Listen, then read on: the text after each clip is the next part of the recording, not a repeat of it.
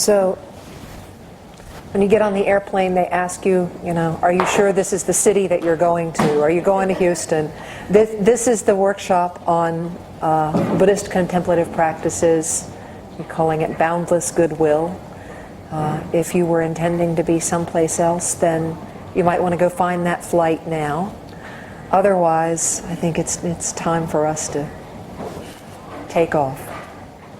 So as I was saying, we will begin, as we began yesterday's morning's session, with just a very brief introduction to and meditation in what's called shamatha. Shamatha is a Sanskrit word that simply means calm abiding. It's our opportunity to settle the mind, to be present in this moment, to relax. So there are three basic parts to this technique. We're all doing the first part, which is sitting comfortably. We try to be more or less upright. If it's comfortable for you, and I know these chairs are not ideal, it's sometimes suggested that you slide forward off the back of the chair a little bit so that you're sitting in the center of it. Again, because of the slant of the seats here, I'm not sure that's workable.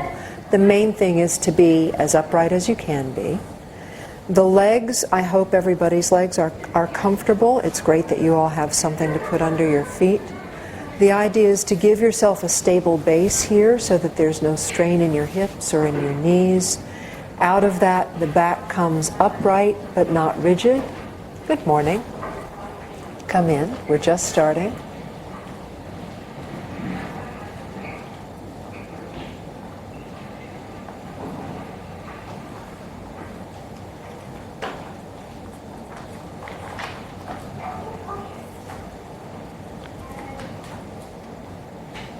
So again, just beginning with the basic sitting meditation, calm abiding.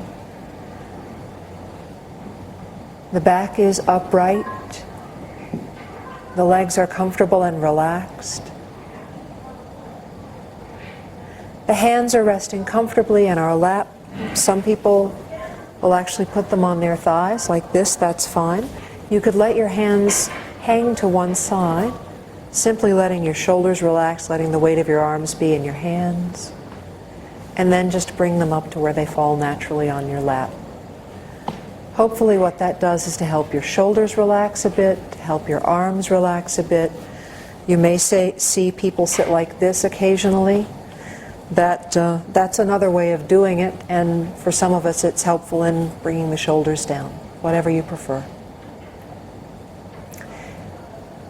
Keeping the shoulders as relaxed as possible. We also help to keep the neck straight by just tucking the chin slightly. Good morning. So this is not bringing the chin all the way down to the chest, but we do notice sometimes when we're sitting that the chin kind of creeps out and we slouch a little bit. So in an effort to keep the neck upright, the chin is slightly tucked. In the Tibetan tradition, and this may be a little different from practice that some of you have done before, we tend to recommend that the eyes be kept open, that the gaze is slightly downward, about 3 to 6 feet in front of us. We're not focusing on anything in particular, simply resting the eyes, resting the gaze.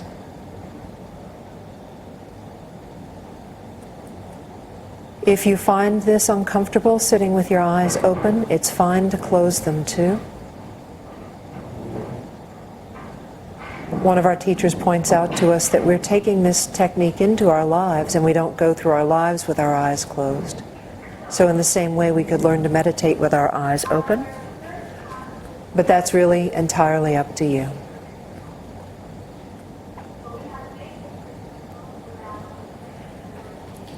We also want to make sure that the jaw is relaxed. Sometimes there's a tendency to hold tension or tightness in the jaw and the muscles of the face. Sometimes it's said that we open the mouth. Again, that may be comfortable for you, it may not. Basically try to make sure that your teeth are not clenched. You could wiggle your jaw a little, just to make sure all the muscles in the face are loose. The basic idea here is to be relaxed and upright. alert but comfortable.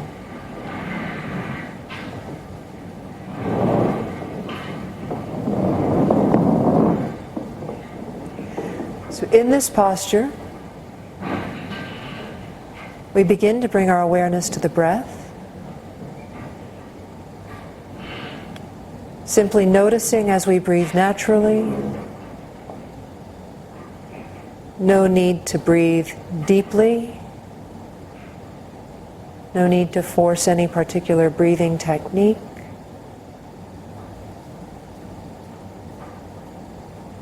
Simply noticing the breath as it comes in through the nostrils, breathing out.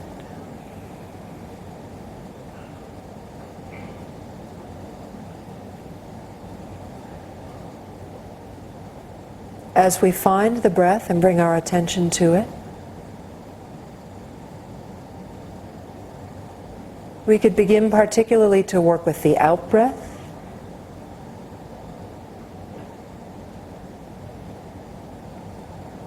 Simply letting the awareness rest on the breath as we breathe out. The breath dissolves into the room, a sense of dissolving outward with it.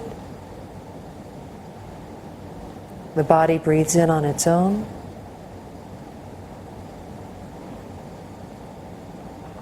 And again, resting on the out-breath, sense of going out with the breath.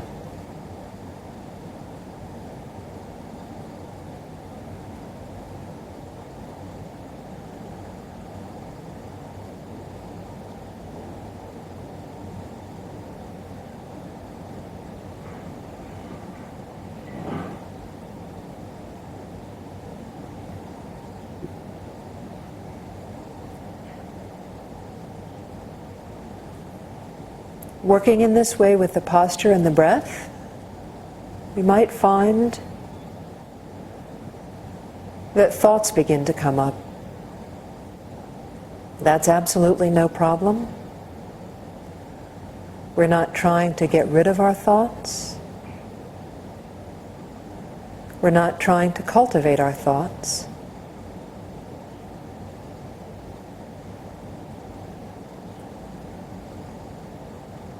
We simply notice as we've been placing our attention on the breath, and the mind has moved, wandered away, we've become distracted.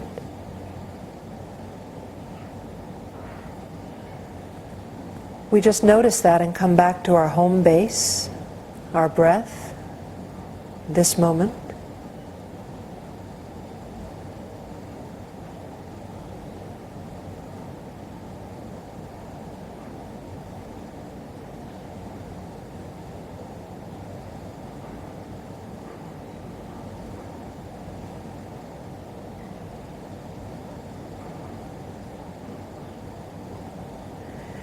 If we find that we've gotten wrapped up in a train of thought, we suddenly realize that we haven't been here in this room at all. We've been thinking about something that already happened, or something that might happen, or something that we mean to do, or something that worries us.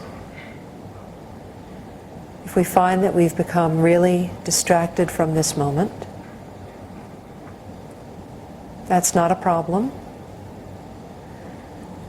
We simply use that as a reminder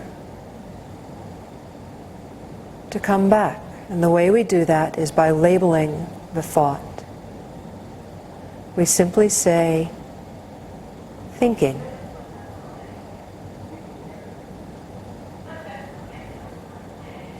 We don't judge it as a good thought or a bad thought.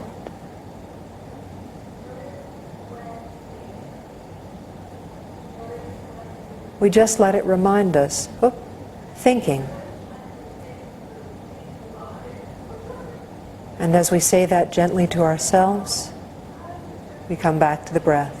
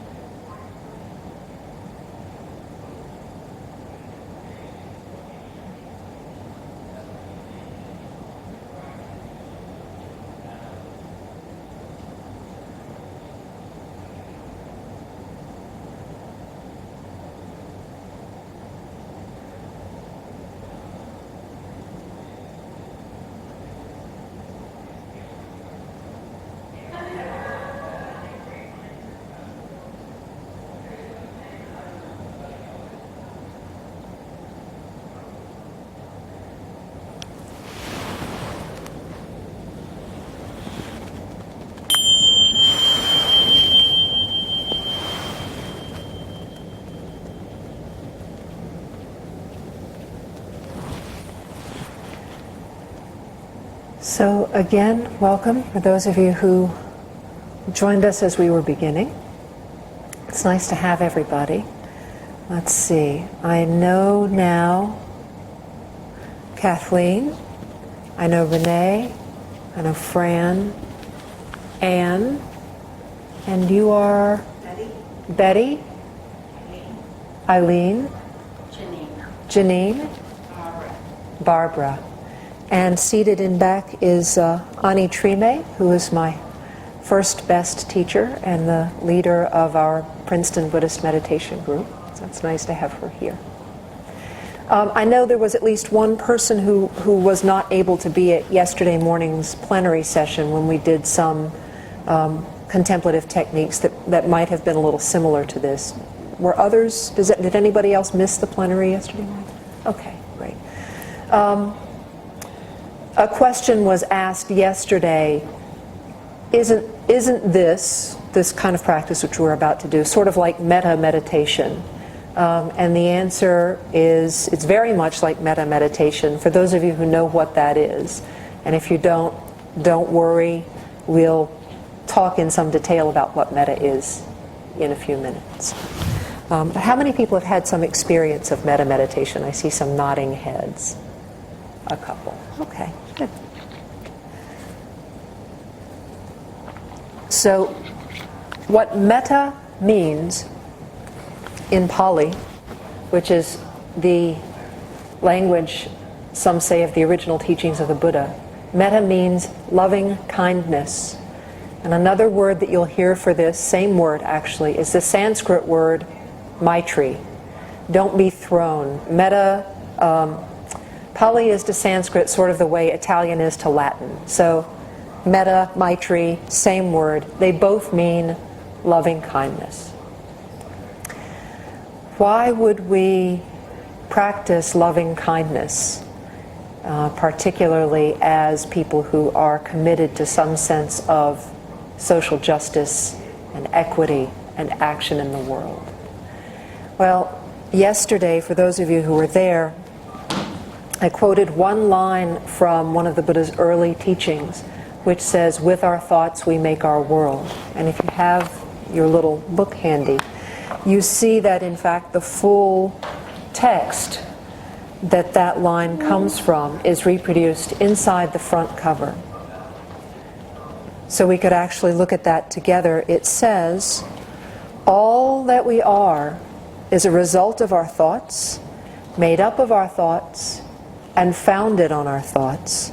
With our thoughts we make our world. If one speaks or acts with a harmful thought, misery will follow as the wheel of the cart follows the foot of the ox. If one speaks or acts with a harmonious thought, happiness follows, never leaving. He reviled me, she injured me, he defeated me, she deprived me. In those who harbor such grudges, hatred never ceases. He reviled me, she injured me, he defeated me, she deprived me. In those who do not harbor such grudges, hatred eventually ceases." Those words are about 2,500 years old, but they still seem to make a good deal of practical sense, right? That if we go through the world thinking that we have enemies, that people have harmed us, that people have done wrong, then we create what Daisy Kahn called yesterday, for those of you who heard her, this kind of I thou. Remember when she said that in the panel yesterday afternoon? There's us and them. There's us against them. And that actually tends to, as Pema Chodron says, harden our hearts. How many of you are familiar with Pema Chodron? Many of you have heard that name. She like Ani Trime, is an American-born Tibetan Buddhist nun.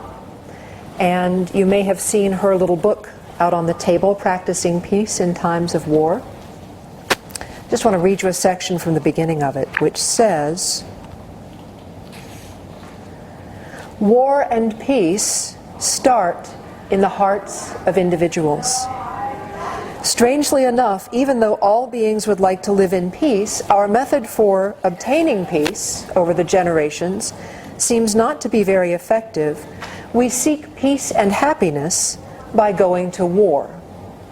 This can occur at the level of our domestic situation, in our relationships with those close to us. Maybe we come home from work and we're tired and we just want some peace. But at home, all hell is breaking loose for one reason or another, and so we start yelling at people. What is our motivation? We want some happiness and ease and peace, but what we do is get even more worked up, and we get everyone else worked up too. This is a familiar scenario in our homes, in our workplaces, in our communities, even when we're just driving our cars. I think in New Jersey you could say especially when we're just driving our cars. We're just driving along and someone cuts in front of us, and then what? Well, we don't like it, so we roll down the window and scream at them. Or we make some little hand gesture that we're all familiar with and don't need to make. War begins when we harden our hearts. War begins when we harden our hearts, and we harden them easily, in minor ways, and then in quite serious major ways, such as hatred and prejudice, whenever we feel uncomfortable. It's so sad, really, because our motivation in hardening our hearts is to find some kind of ease, some kind of freedom from the distress that we're feeling. So we do have this habit. Whenever things get difficult, we want to protect ourselves. We want to change the way things are. We want whatever's coming at us and making us uncomfortable to stay out there. You stay out there. I'm going to stay in here. And so there's this sense of shutting down. And that sense of shutting down is actually what's being talked about as well in this verse from the Dhammapada. That when we think with these thoughts that are tight, that are about the world coming at us, he reviled me, she injured me. Right? When we set the world up in that way, ourselves and the world, we create a barrier. We create a tightness. And so the point of this kind of meditation that we're going to do today, loving kindness meditation, is to begin to show ourselves where our hearts are hard and to loosen that up, to let our hearts open, to make some holes in that barrier between ourselves and the world, so that we actually can begin to feel what's in our hearts, to feel what's in others' hearts, and to let those walls come down. There's another brief passage that I want to read you just to give us some context. Sometimes the question comes up, in fact it came up yesterday, you know, it's one thing to have this kind of meditation and sit in a nice quiet room like this in a nice still position and let our minds settle and sort of generate this sense of being kind, right? But what good does it do in the world? What good does it do in the world? So here's a passage from a book called Loving Kindness, The Revolutionary Art of Happiness by Sharon Salzberg. Some of you may also be familiar with Sharon Salzberg, who's a teacher in the Theravada tradition in this country. And she writes, Ashoka was an emperor in northern India about 250 years after the time of the Buddha. In the early years of his reign, this powerful emperor was bloodthirsty and greedy for the expansion of his empire. He was also a very unhappy man. One day, after a particularly terrible battle that he had launched in order to acquire more territory, he walked on the battlefield amid the appalling spectacle of corpses of men and animals strewn everywhere, already rotting in the sun and being devoured by carrion-eating birds. Ashoka was aghast at the carnage he had caused. Just then, a Buddhist monk came walking across the battlefield. The monk did not say a word, but his being was radiant with peace and happiness. Seeing that monk, Ashoka thought, why is it that I, having everything in the world, feel so miserable, whereas this monk has nothing in the world apart from the robes he wears and the bowl he carries, yet he looks so serene and happy in this terrible place? Ashoka made a momentous decision on that battlefield. He pursued the monk and asked him, "Are you happy? If so, how did this come to be?" In response, the monk who had nothing introduced the emperor who had everything to the Buddha's teachings. And Ashoka was so changed by that encounter that he went on to create India's first code of laws, found the first resting places for travelers, some of the first hospitals, some of the first veterinary care facilities. Were you going to say something? Yes, please. No, I'm just going to say what you Yes, said. all right. That's important to me, because the animals. The animals, that's right. So all of this, from Ashoka's encounter with one monk, and as Sharon Salzberg says, the radiance of that one Buddhist monk is still affecting the world today. Right? So when we create peace in ourselves, when we find loving kindness in ourselves, we actually don't have to create it, it's already there. And that was a big part of what we talked about yesterday, that this, at least in the Buddhist tradition, this is the essence of who we are. And we can find it, and we can be it. And in being it, we change ourselves and the world. I was also struck by this wonderful quote that Daisy Kahn used yesterday in the panel, for those of you who heard it. It was a quote from the Quran, which I knew in a different translation, that says something like, God changes not what is in a people, the situation of a people, until they change what is in themselves. Right? This is a practice for changing what's in ourselves, our hardness and our tightness. So how does it work? Let's get down to the nitty-gritty. We have these two words that are going to come up in our practice, and you see them on the second page of the book here. We've already talked a little bit about Maitri, or metta, which simply means loving kindness. Loving kindness is the aspiration that others be content. We cherish them. There's an author named Philip Moffat who says in his book, this is the feeling that comes up when you see happy children playing and you just want to hug them, right? It's that sort of joy in their well-being. You want them to be well, you want them to be strong, you want them to have everything they need. That's loving kindness. Right? And then the companion word, karuna in Sanskrit, means, I didn't write it there, compassion. Compassion, which is an aspiration toward freedom from suffering. So Philip Moffat describes this as when you see that same child fall down and skin its knee, you feel that, ow, oh, let me comfort you, let me make it better. Yesterday, Sister Joan Chittister in the panel said, for contemplatives, compassion means weeping with those who weep. And the Sanskrit word karuna, the syllable ru, actually means weep. It's that same idea. It's a weeping with.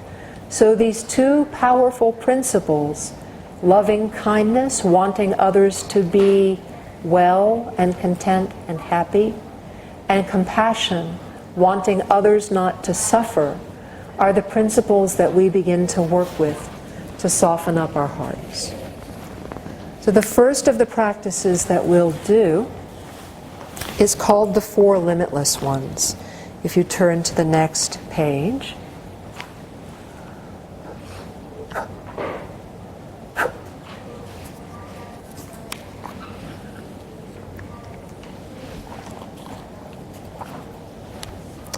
So to do this practice for yourself at any time, at home, it's always recommended that you begin by sitting in the basic meditation as we did. And we'll come back to that when we begin the practice in earnest, but just for a couple of minutes. And the idea there is to begin to let the mind settle just a little bit so that we're not so distracted. We may have been rushing around, right? So we let ourselves find first the peace that's within us. And for those of you who heard yesterday morning's plenary session, we did an instruction by John McCransky about working with benefactor practice. If you found that useful, you might also feel free to do that for a few minutes before you actually begin this practice. That's a practice where we remember all those who have been kind to us. We feel their love coming towards us. And actually, in the second part of that practice, for those of you who are there to hear it, we feel as though they're behind us, kind of holding us up, supporting us with their love, their kindness to us coming through us, so that we're offering it out to others. Right? So that also is a good way to begin. So the two recommendations are first to sit and let your mind settle. And then if you like, if you connect with that kind of practice, to do a little sense of that benefactor practice, remembering those, visualizing those with you who have been kind to you, a loving relative, a close friend, a spiritual figure who inspires you, Jesus Christ, the Buddha, Mother Teresa, Gandhi, it doesn't matter, whoever inspires you with that sense of love and blessing. For that matter, as we were saying yesterday, it could even be a pet or a place where you've felt very open, standing at a mountaintop, looking out on the ocean. Anything that gives you this sense of great openness, great ease, great kindness coming into you. It's a little trick in the Buddhist tradition. As I said earlier, we actually start from the understanding that this is all already within us, that we don't have to manufacture it. But sometimes, being who we are, it helps us to think of a source outside of us and bringing that into us.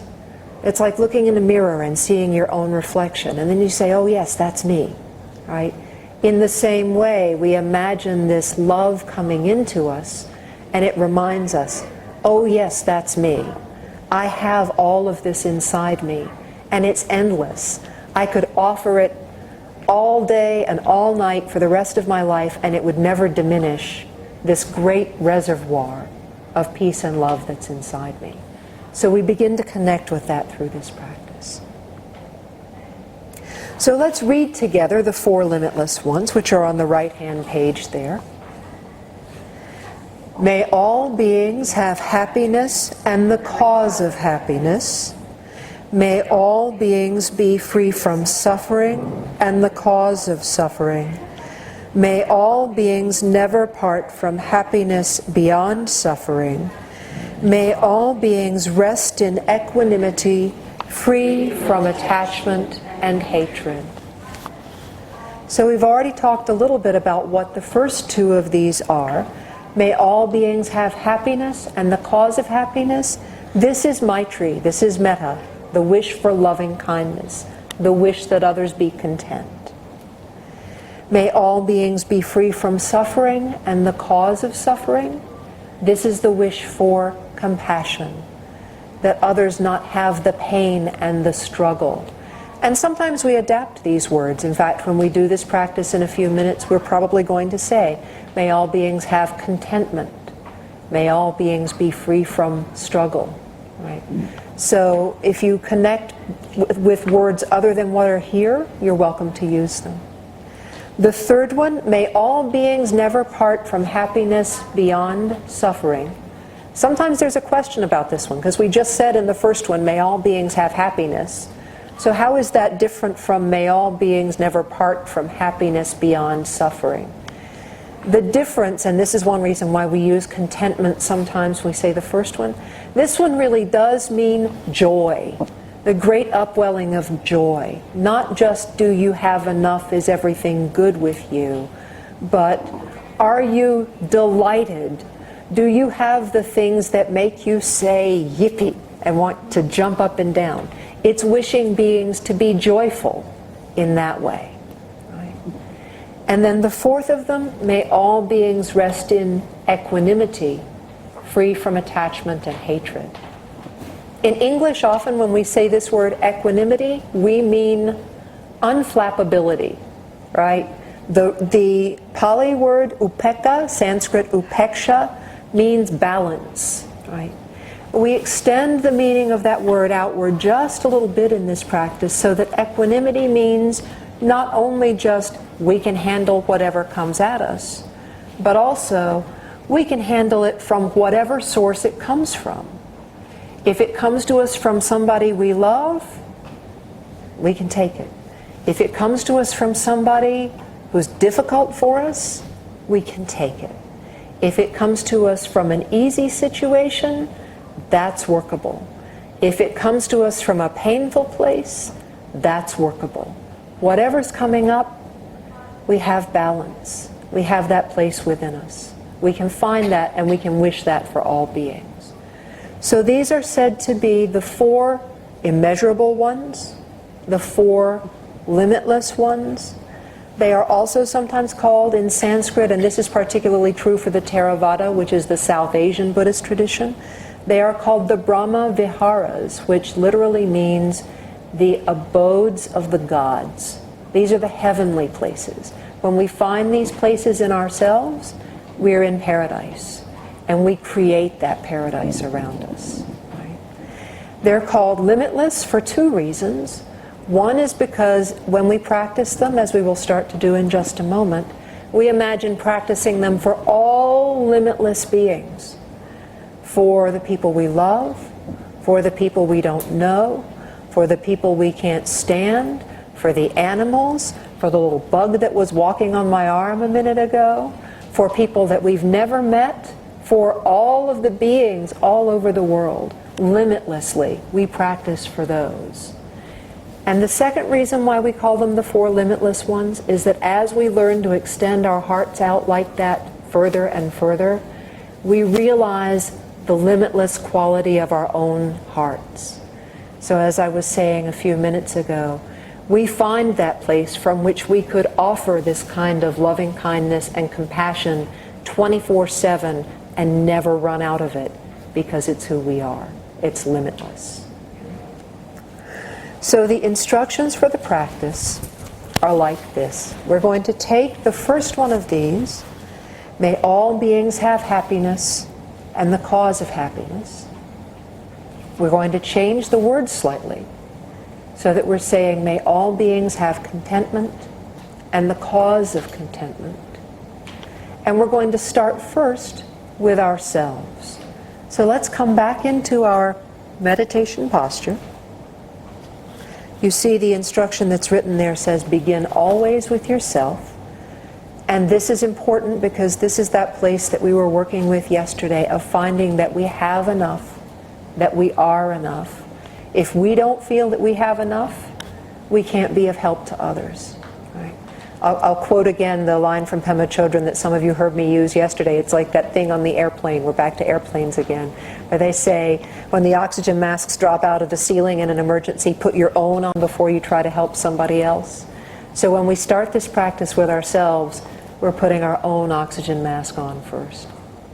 So to begin, I'll ring this little bell, and coming into our posture,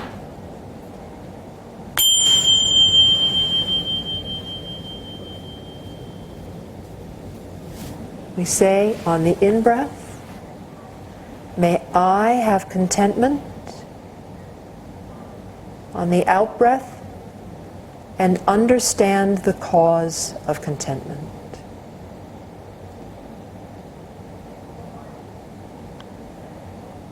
May I have contentment and understand the cause of contentment.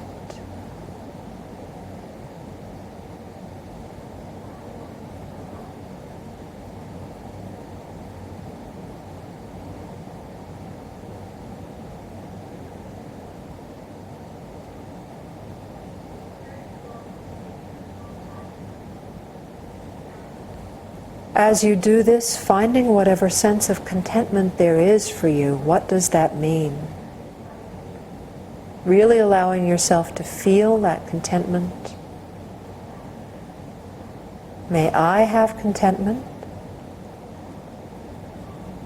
and understand the cause of contentment.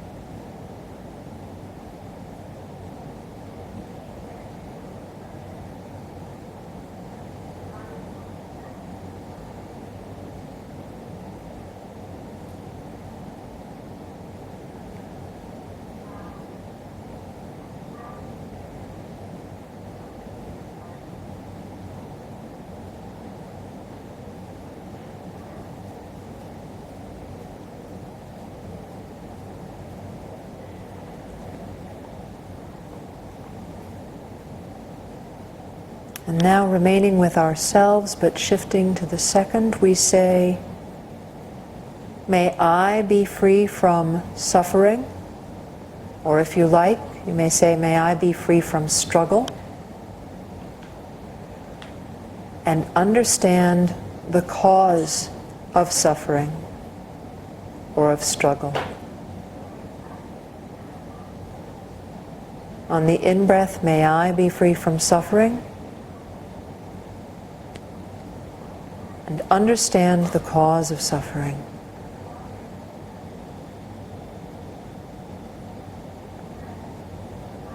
May I be free from struggle. And understand the cause of struggle.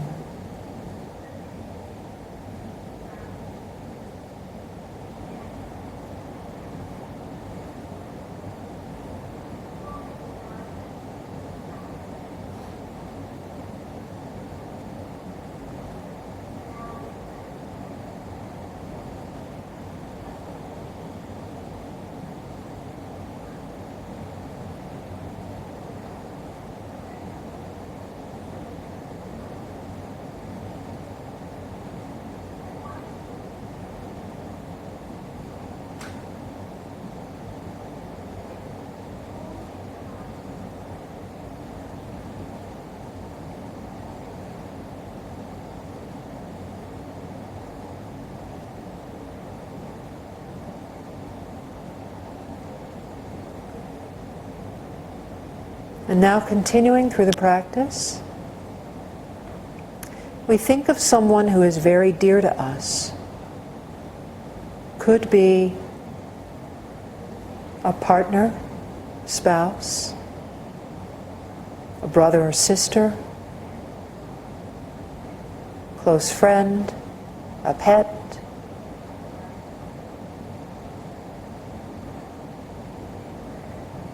Someone for whom our hearts naturally open.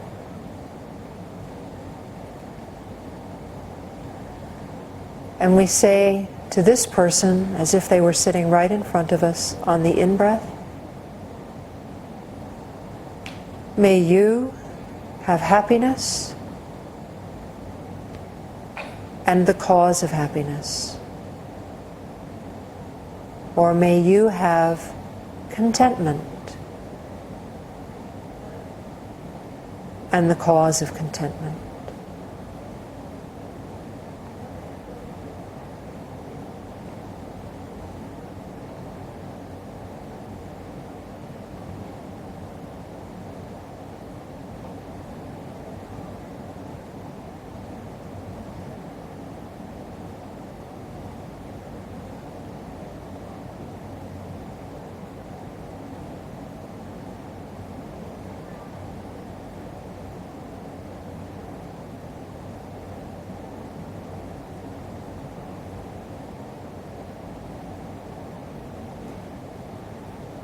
Shifting to the second.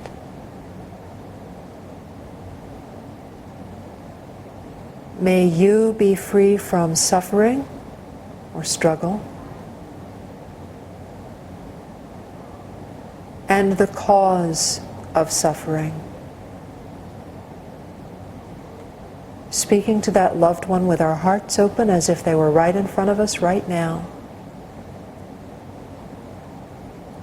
May you be free from suffering and the cause of suffering.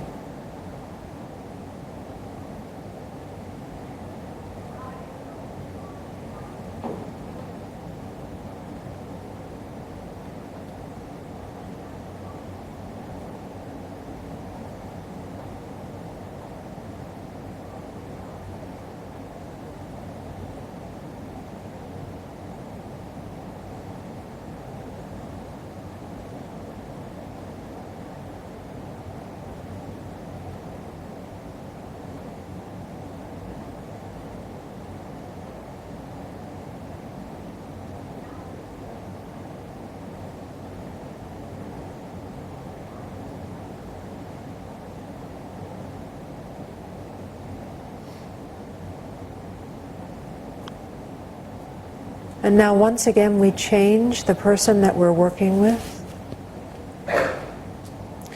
With that same feeling that we have with our hearts open to our loved one, we imagine now someone in front of us that we really don't know very well. Someone about whom our feelings are neutral. Might be someone sitting in this room with us right now whom you haven't met, don't know. Somebody you saw on the street this morning. A neighbor or a co-worker with whom you rarely speak.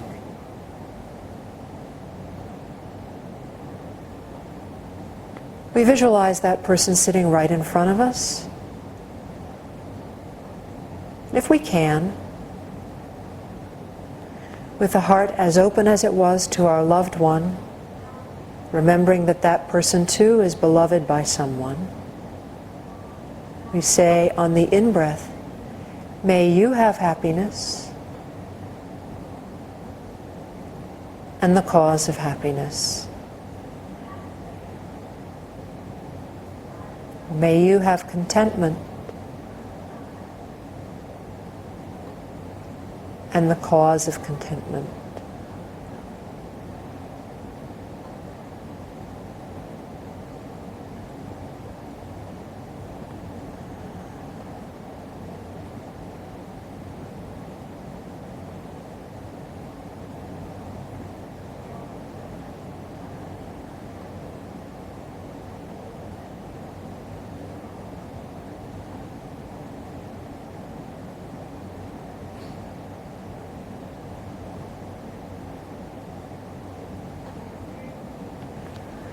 May you be free from suffering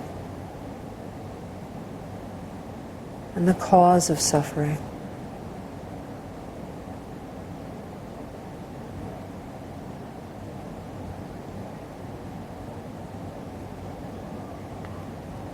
May you be free from suffering and the cause of suffering.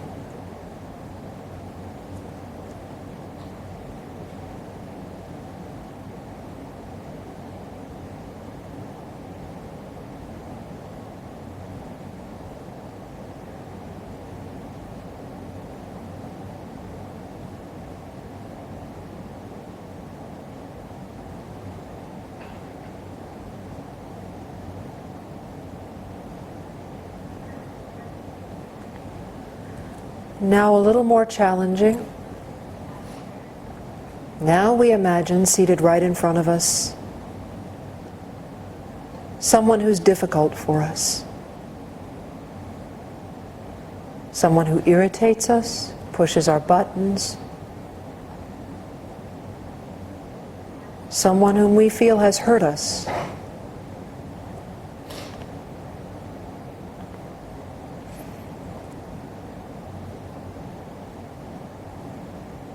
We say to that person on the in-breath,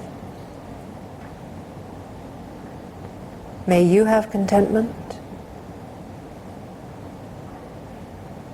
and the cause of contentment.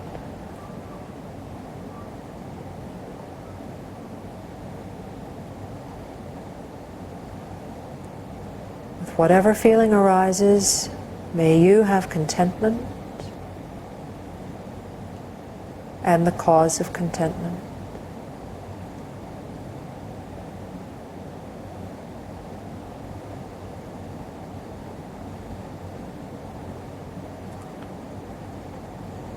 If your negative feelings about this person are simply too strong and you find you can't do it, that's perfectly all right. No problem. You can use this as an opportunity to come back and practice for yourself. May I have contentment and the cause of contentment. Otherwise, if you can, try to remain with this difficult person. May you have contentment and the cause of contentment.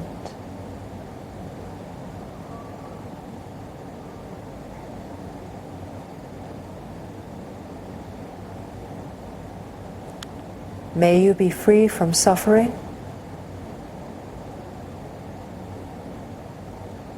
and the cause of suffering.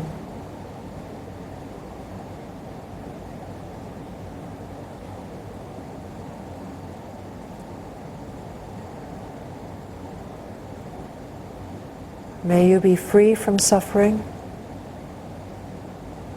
and the cause of suffering.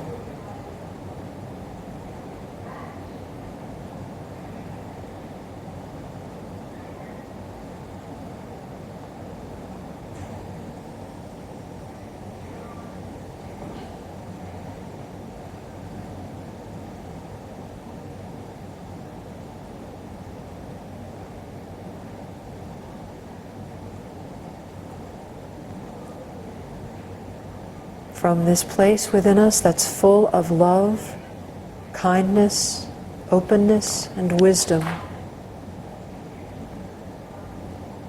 may you be free from suffering and the cause of suffering.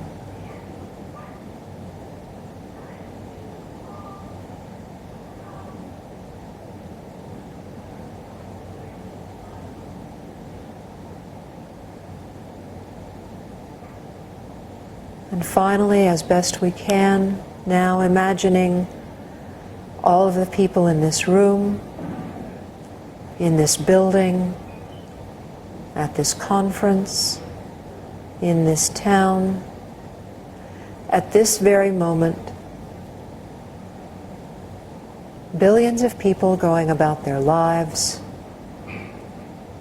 just as we are. Billions of animals, insects, beings that we can't even see.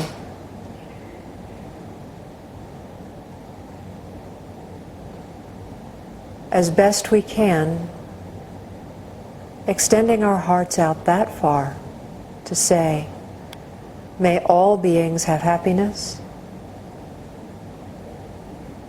and the cause of happiness.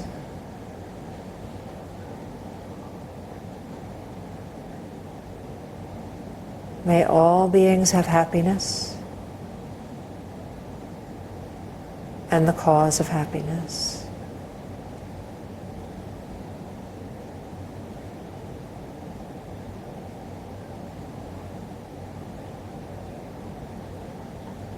May all beings be free from suffering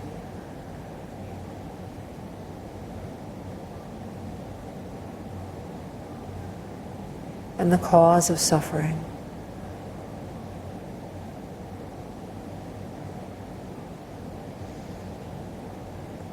May all beings be free from suffering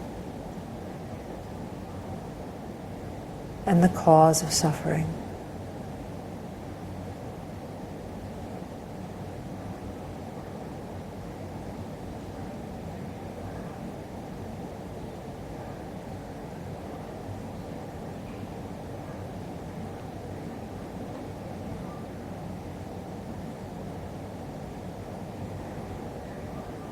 And now simply dropping the contemplation, dropping any effort, coming back once more to the breath, this moment.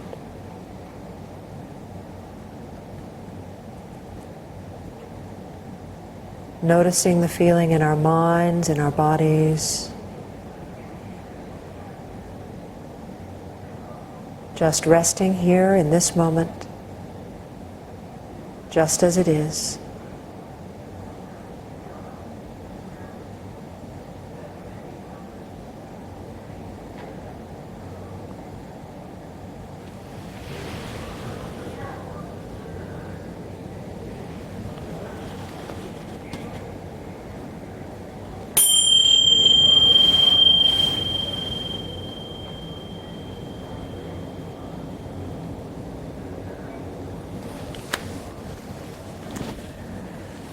So this is the practice of the 4 limitless ones. We only did the first 2.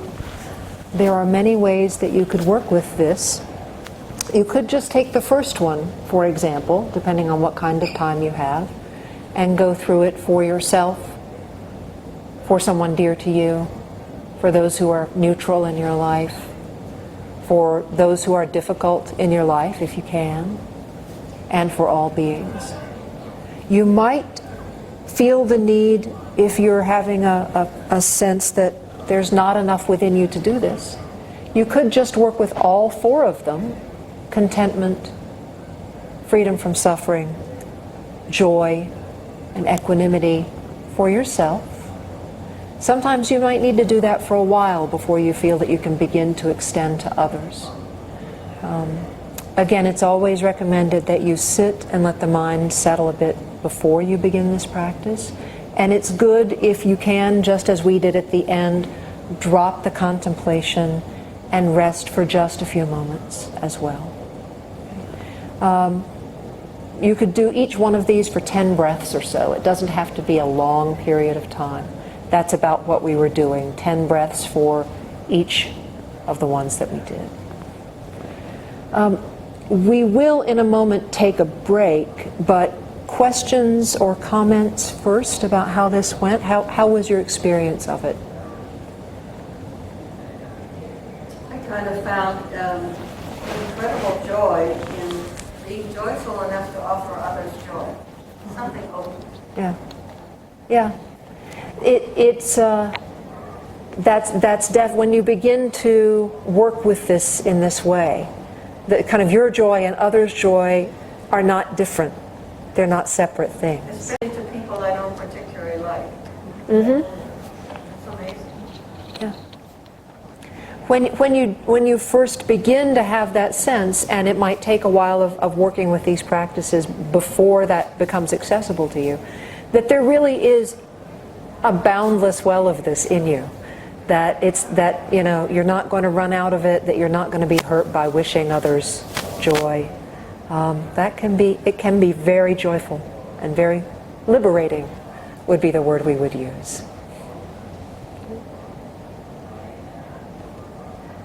Questions about how it's done? About the words that were said? Anybody have any thoughts about, we said at one point when we were working with ourselves, may I understand the cause of happiness? May I understand the cause of suffering? Anybody have any conjectures about what it is we're understanding? What is the cause of happiness, the cause of suffering?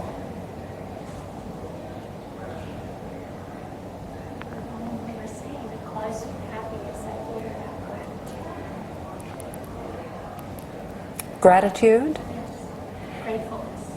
And gratefulness involves, to some extent, thinking of others, right? Others who've been kind to us, right? Or gratitude for the opportunity to be here, right? Thinking beyond me, right? In this tradition is said to be the cause of happiness. Thinking of others first, thinking in a way that's not just focused on me. And in the same way, freedom from suffering is said to be not thinking just about me. Right? So thinking of others, not thinking just about me.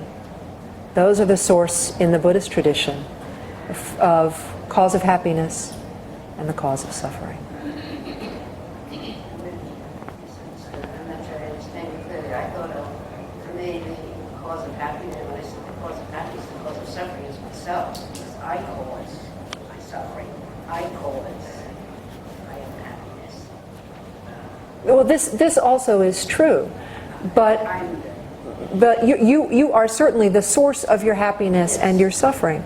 But the source of your happiness is not being so completely focused on what I have to have, what I need, what I want. Yes. Yes, exactly. That's right. That's right. It takes us right back to with our thoughts we make our world. Right. Yeah, exactly. I'm sorry? What about physical suffering? What about physical suffering? It's a good and important question, and it's actually one we'll work with some in the next practice. It's sometimes said in this tradition that there's pain and then there's suffering. Right? There's a great bumper sticker out there that many of you have probably seen that says pain is inevitable, suffering is optional. Right? And we are taught that there are, in this tradition, the Buddhist tradition, it said that there are 4 great sufferings: birth, old age, sickness, and death. They happen to all of us. They're a fact of being human. They're a fact of life. So if you're experiencing physical pain, of course you're experiencing physical pain. But we have a tendency then to pour fuel on the fire, right? I've broken my leg. How am I ever going to be able to go on vacation now? Oh, that means I'm going to have to ask so-and-so to come take care of me. I don't want to do that. This isn't fair. It's not right. Why this happen? And then we're kind of, off to the races. So simply to be able to experience physical suffering, recognize it for what it is, feel kindness for ourselves in that experience without adding to it all of those layers of it shouldn't be like this, would be the way that we work with physical pain. Yes, ma'am. Let's do the following, because as I said, in the second part we're going to work with a practice. We're actually going to make a list of people that we know who are suffering, or groups that we know, individuals that we know, and we'll work with them in a slightly different way. But I want to give us a little break before that.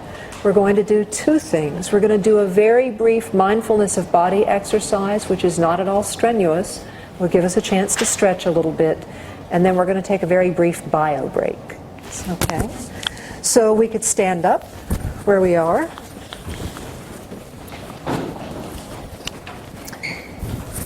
And give ourselves, maybe you'll want to come behind your chairs if that's easier. We're going to give ourselves about an arm's width of room on either side.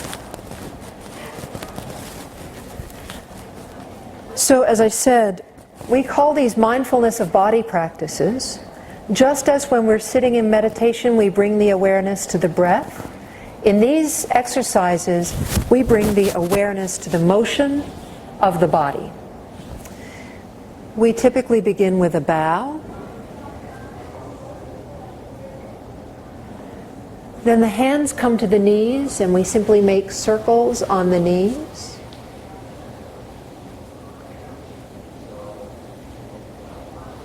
Reverse.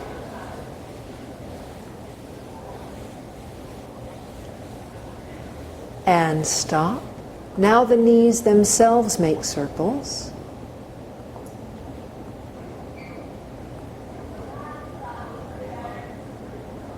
Reverse.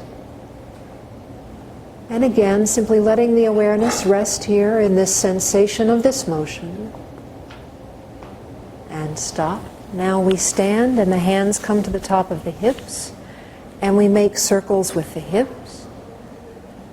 Simply noticing any tightness, whatever sensation is there.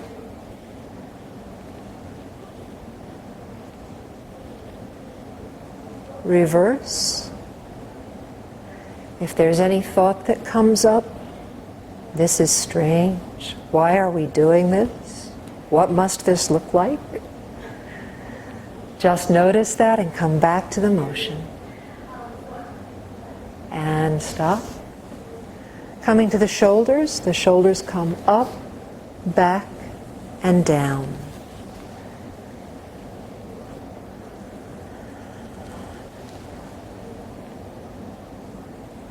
Reverse, shoulders going forward.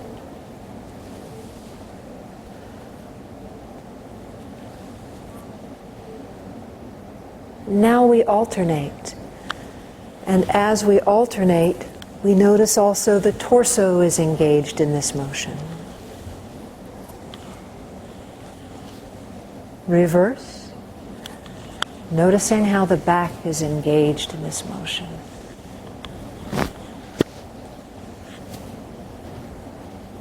And stop. Now, working with the neck and the head, we turn the head to the right, inhaling.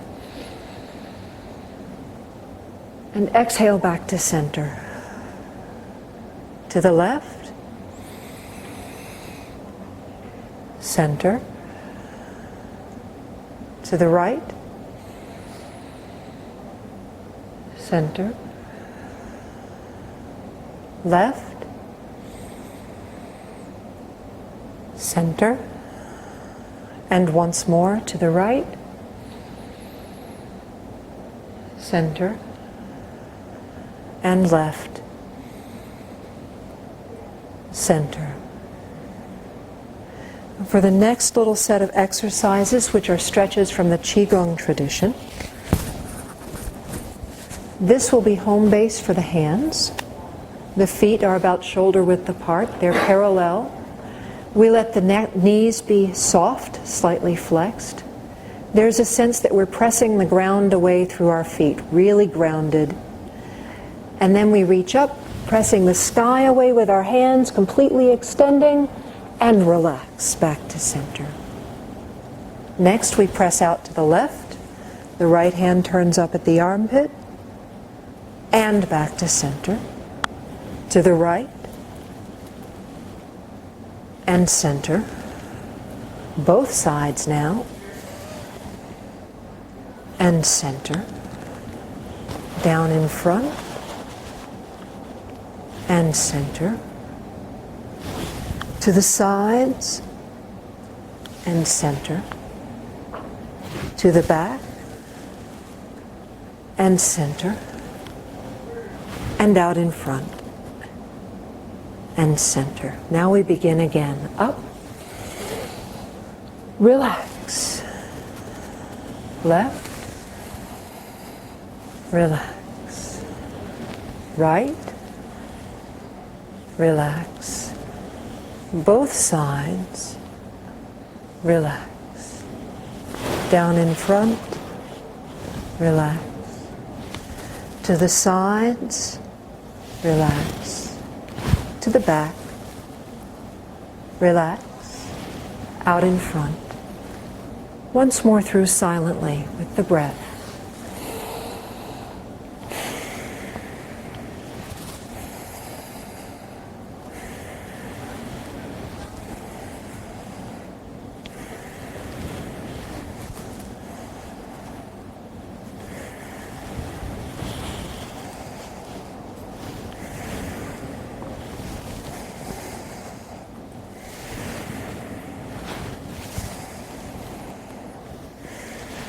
And there's one last exercise we'll do now. The feet come a little wider. There's a little visualization that goes with this. We're going to do it 3 times.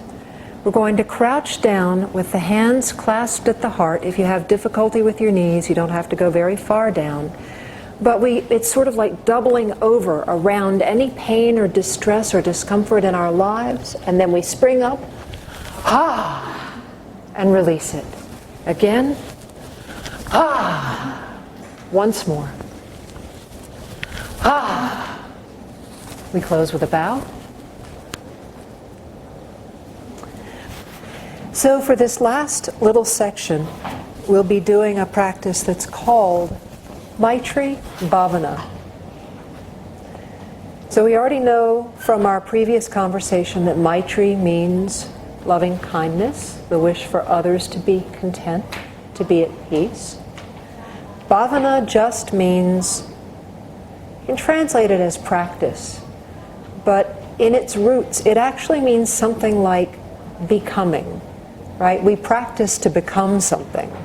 So this is the practice of becoming Maitri, becoming kind, becoming love.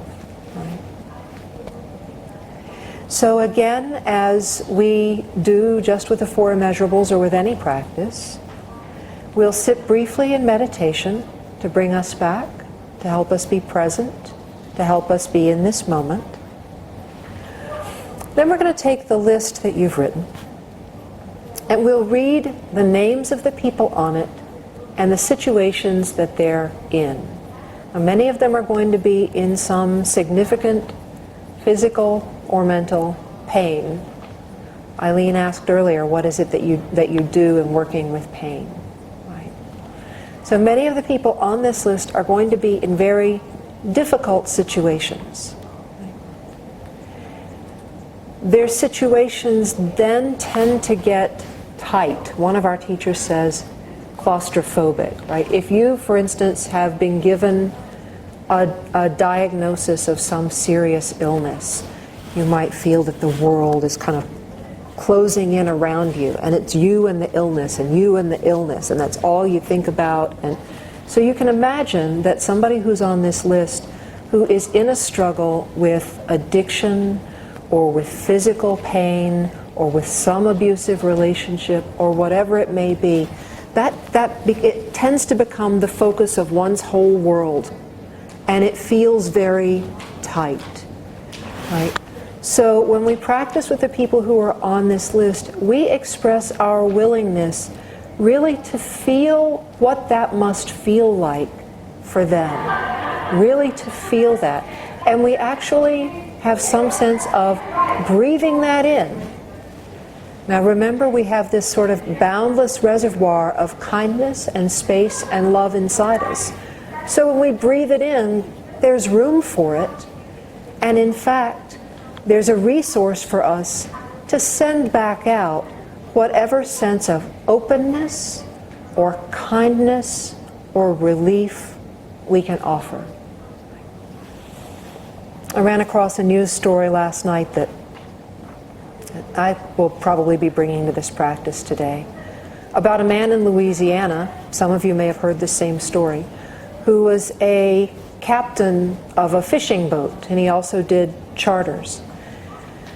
And of course, with the oil spill, his livelihood was destroyed, basically. There's been no fishing, there's been no charter boats. And so he had taken a job a couple of weeks ago with BP and become one of the cleanup guys. And he had made one run out with his crew, and they had done some cleanup work, and they had put into the dock, and he had sent the crew off to get something else. And as they were walking away from the boat, they heard a pop. And when they came back to the boat, they found he had shot himself in the head.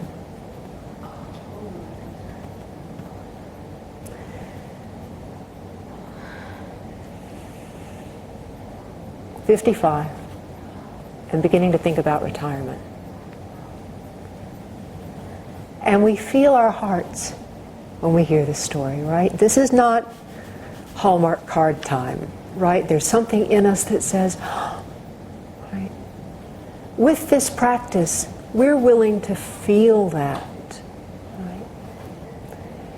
We're willing to hear the names on this list and understand in our hearts, not from our brains, not from the wishing them nice thoughts place, but really to feel the desperation that comes with some of these difficult situations.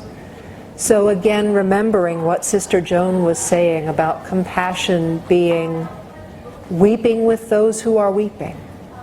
This is our willingness to weep with those who weep. Would you like us to pass you the list so you could put some names on the list? Or okay, all right. Thank you. Sure. We've been talking about this practice that we're going to do called Maitri Bhavana, which is it is essentially a guided form of Tonglen. The willingness to feel what others are feeling and to send out some sense of relief. There's a group of people on that list. There are actually two groups of people on that list. I received an email today, or last night, saying that today is the United Nations Day of Remembrance for those who have suffered from torture around the world. Those who are being tortured right now, those who have survived torture and feel its impact in their lives. And the thing that may be startling to you is that also on this list are torturers, those who commit torture. Now that's like in working with the four limitless ones. When we work with those we dislike, we might feel an immediate, how can I wish them kindness? How can I even begin to feel what might be in their hearts? But they must be coming from a place that's so angry and hateful and tight. We can only think how that affects them, how it affects their possibility of having a happy life, how it might affect their relatives and those who are close to them, right? I'm feeling a little weepy, maybe you are too, right? Typically when we feel that deep ouch, our minds kind of want to go away from it. We want to shut it out. We might see painful images on the news and look away. I can't look at that. Right? This practice expresses our willingness to feel that, to feel compassion for it, and to send out this great love, this loving kindness that we're capable of. So the way that we do this practice, I will take the lists and we'll read aloud the names and the situations of everybody who's included in this practice. Thank you.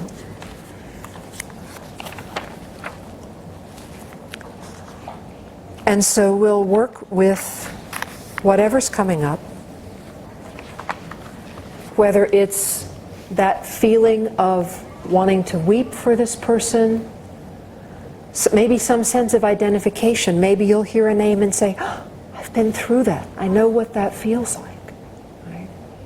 Maybe you'll find some difficulty. I don't want to go there. Right? In which case, again, you can practice for yourself, taking in your own sense of tightness and difficulty, and sending out whatever relief, whatever sense of contentment you can offer. Maybe it's just to be able to look up and appreciate the sky. Maybe it's a really good cup of coffee, or a hug, or just a moment of knowing that everything's really going to be all right. Whatever kind of relief you feel you can imagine sending out, you send that on the out-breath. So taking on the in-breath the difficulty, sending out on the out-breath some sense of openness and relief. So we'll read these names, and then we're going to read together the Metta Sutra, which is here, Unlimited Friendliness, and then we'll practice on the in and out breath.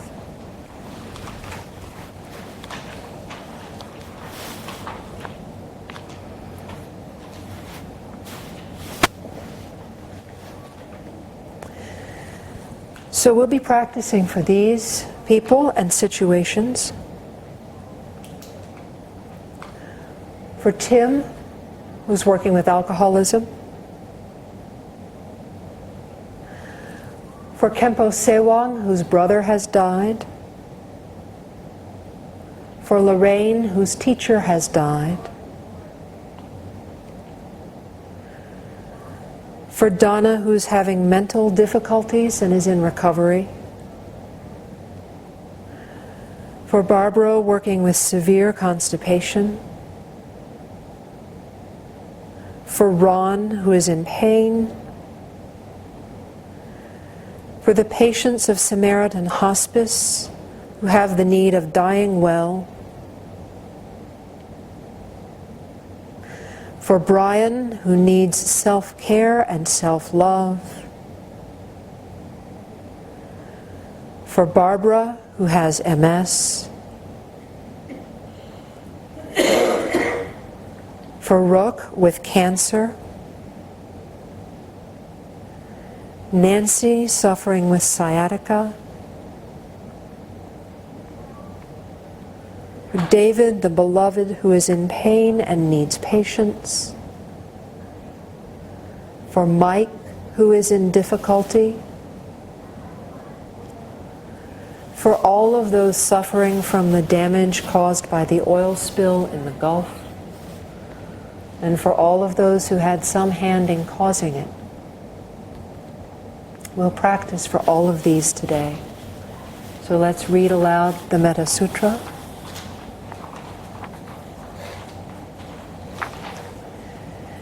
This is what should be done by the one who is wise, who seeks the good, and knows the meaning of the place of peace.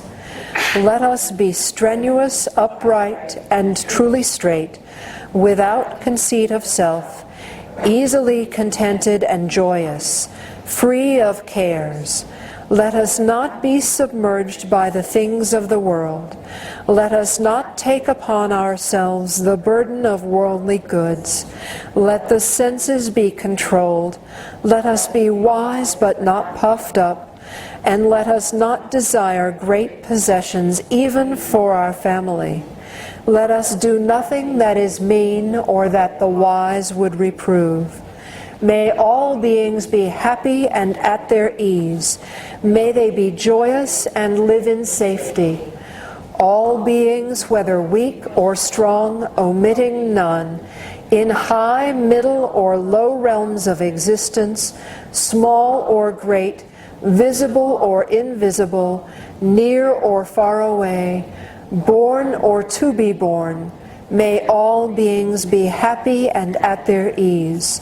Let none deceive another or despise any beings in any state. Let none by anger or ill will wish harm to another. Even as a mother watches over and protects her child, her only child, so with a boundless mind should one cherish all living beings, radiating friendliness over the entire world, above, below, and all around without limit. So let us cultivate a boundless goodwill towards the entire world, uncramped, free of ill will or enmity. Standing, walking, sitting, or lying down, during all our waking hours, let us establish this mindfulness of goodwill, which is called the highest state. Abandoning vain discussions, having a clear vision, free from sense appetites, the one who is made perfect will never again know rebirth. So now we'll sit in our practice, and in a few moments I'll read the list again.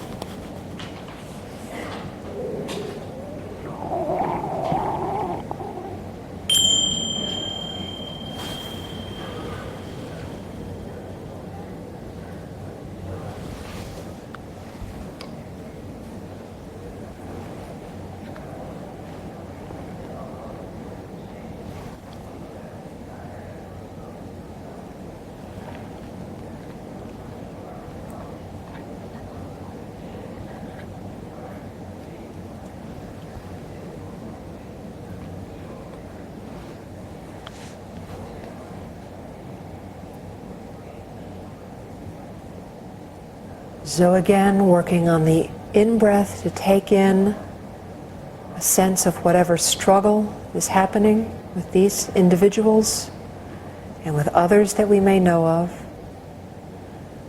Sending on the out-breath any sense of openness, relief we can offer.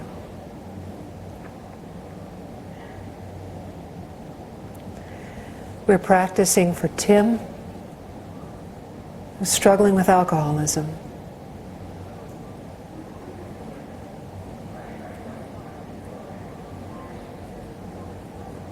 For Khenpo Sewang, whose brother has died.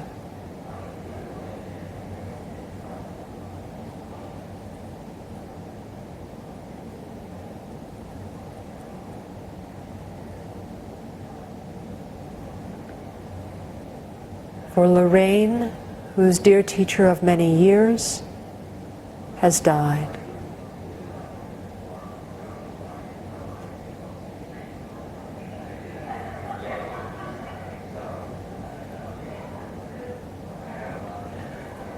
For Donna, who is in mental difficulty and in recovery.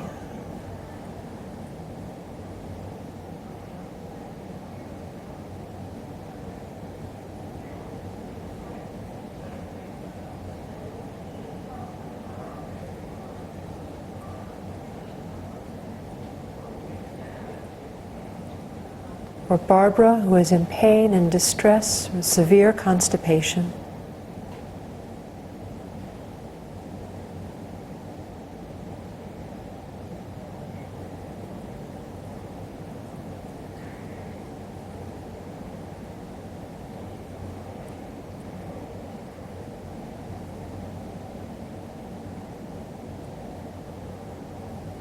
For Ron, who is in pain.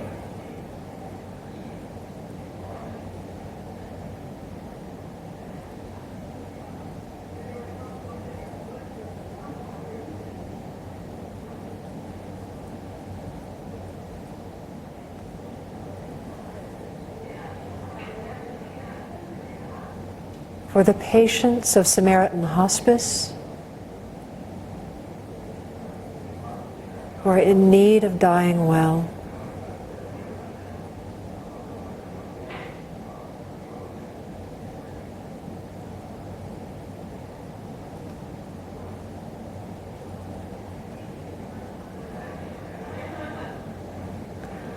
For Brian, who needs self-care and self-love.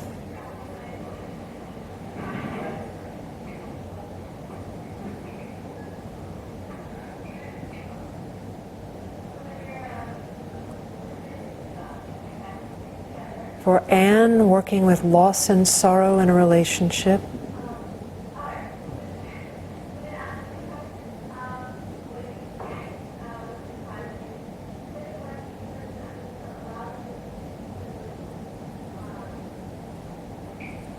For Barbara, who has MS.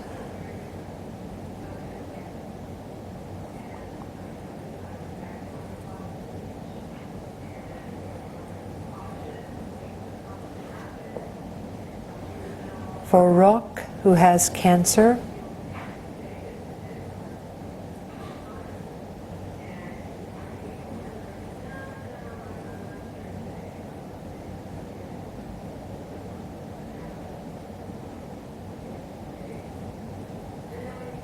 For Nancy, struggling with sciatica.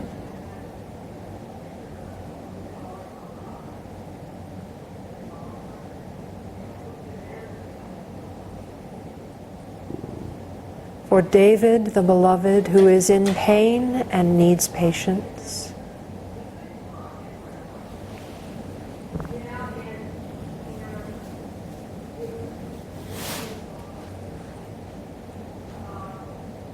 Who is struggling.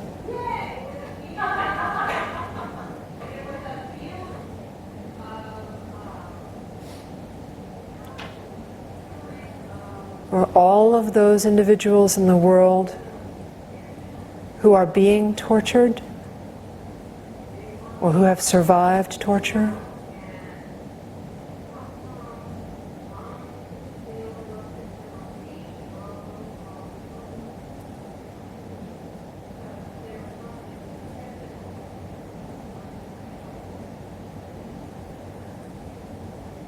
For all of those individuals in the world who have participated in torture, who are torturers.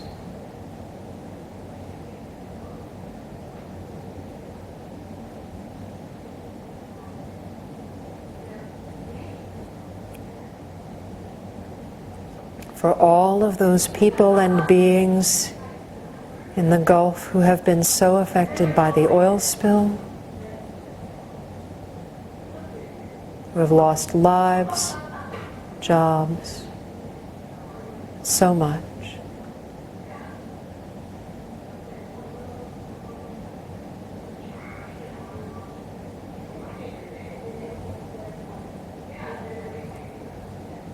For all of those who had a hand in causing the oil spill.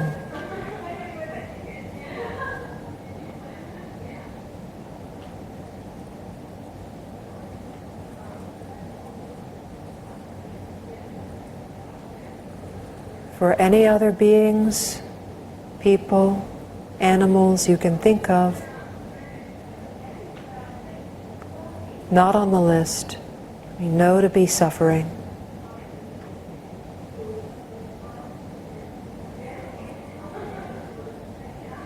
Expressing the willingness to take that in and to send out some sense of relief.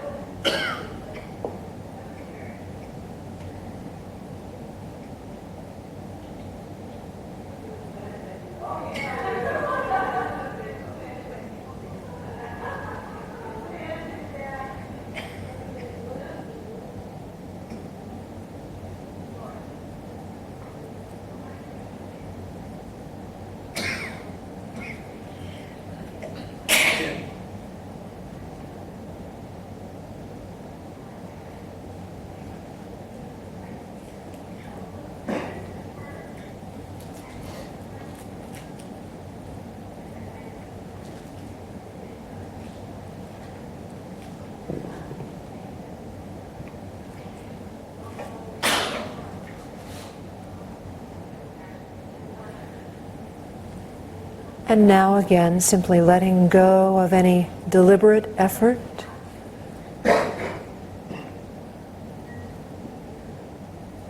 Noticing the feeling in our hearts, our minds, our bodies in this moment.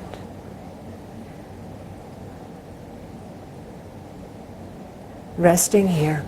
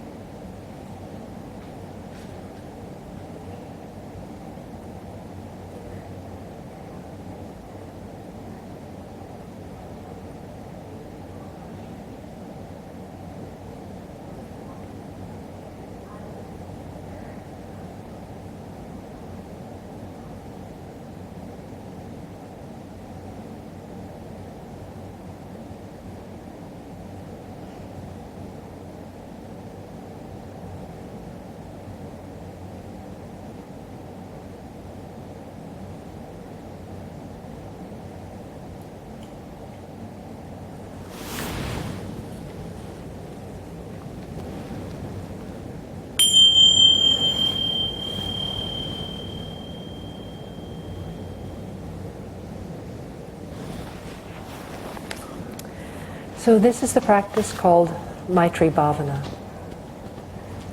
And again, there are instructions in this little book for doing what we just did so that you could do it at home at any time or with other groups that you know of, if you like. Are there questions about what we've done or anything that came up for you that you'd like to share? Any comments? What about feeling very strongly as change going to stay or? No, it doesn't stay. It is again a way of loosening our tightness. You know, how often is it that you hear something difficult or you see a painful headline or a photograph on the news and you just go, oh, that's too bad. But there's no real feeling there, right? So to feel that feeling, to really be willing to feel that feeling and know that it can't hurt you, right? That at some level this is contemplation, it is manufactured. In the sense that it's someone else's pain, you're not actually feeling it. There's no place inside you where it's going to stick and stay, right? And yet you can be transformed by the willingness to feel what this must feel like someone else. It might stay in that sense if it makes you a little less tight, a little less careless, a little more open. You might find that your heart feels a little raw after doing this, and that's fine actually. That Pema Chodron, you all indicated that you're familiar with her works. You may have heard her talk about this shaky heart of tenderness or this sort of raw ground. And the notion is that when we're not putting these walls and these barriers around our heart, there is a tenderness there. So we begin to experience that. But there's no, precisely because we are in our essence open and kind and spacious. There's no, it's like throwing a bucket of water into a swimming pool, right? The swimming pool is not diminished by the bucket of water. Thank you for all your good examples. You're welcome. I have been the beneficiary of many good examples. Most of them are not mine. Yes? I was particularly moved by noticing the pain of anyone who might have contributed to negligence across the world. Because I think previous to today, I've been very angry. And now it's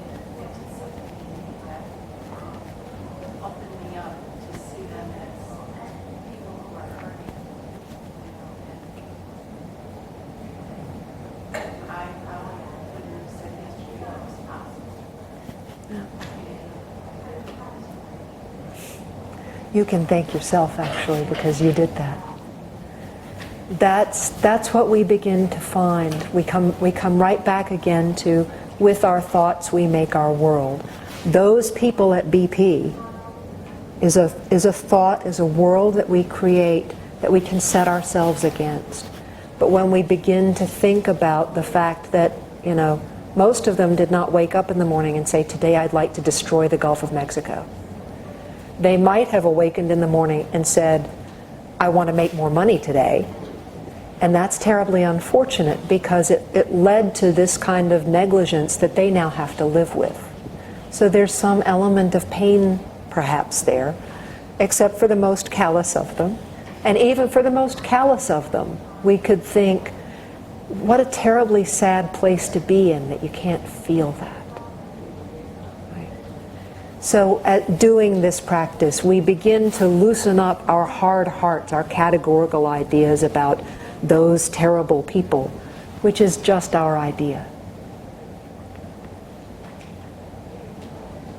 Could you talk about doing that practice in the presence of someone who is ill or in need? Sure. You actually could even invite them to do it with you for themselves.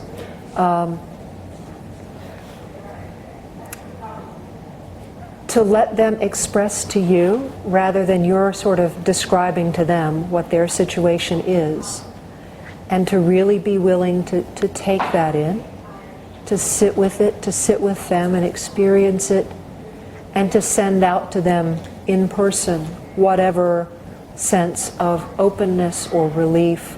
Doesn't have to be advice. In fact, it's probably good if it's not advice. Here's how you should think of this instead. Is probably not very helpful to somebody who's struggling. But the helpful part is to simply to be willing to sit there and feel as they feel, and to say to them, I hear you, I'm with you. That may be the very best you can do. Sometimes that's the greatest relief for people who are in pain, to know that somebody's with them, that somebody knows how it feels. So you could do it in this sort of formal way of presenting the technique. That may be too much for them, and I wouldn't. It might be something that you could ask them, would you like to do this? But I would never seek to impose it on somebody who's not familiar with it or who doesn't want it. Right? And if they don't want the formal practice, it doesn't matter. You can still sit quietly with them and do it in whatever way is appropriate. Again, sometimes it's as simple as just being there with them. Maybe you can hold their hand. Maybe you can listen to their stories. Right? Yeah.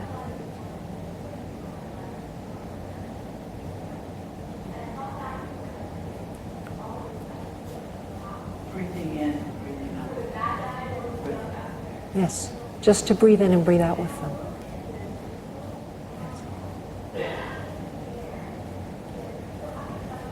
Any other questions, discussion? These are just two methods. If you've read any of the many, many books on the market on compassion and kindness, there are many more. There's another metta practice that I'm familiar with. It's not quite the four immeasurables, but it's very similar, that says something like, may all beings be peaceful, may all beings be happy, may all beings be safe, may all beings awaken to the light of their true nature. May all beings be free. Free from these ideas that imprison us. So you might run across formulations like that. There are many, many different ways of working with this practice. These are just two of them. But to whatever extent you find them useful and feel that you can incorporate them in your lives, you're invited to do that. These little handouts are yours to take with you. I would only ask, if you decide when you're done with them that you would like not to hang on to them anymore, treat them as any other text that you would respect. If you wouldn't throw a Bible in the trash, don't throw this in the trash. Dispose of it, in some respectful way. But they're yours to have, and I hope they'll be useful. Where is the Tibetan center that you spoke The group that practices here in Princeton, we actually, Fellowship in Prayer, which is sponsoring this conference, owns a house at 291 Witherspoon. It's right across the street from the offices of the Princeton Packet, if you know that neighborhood. And we're one of maybe 7 or 8 groups that practices there at different times during the week. Ours is called the Princeton Buddhist Meditation Group.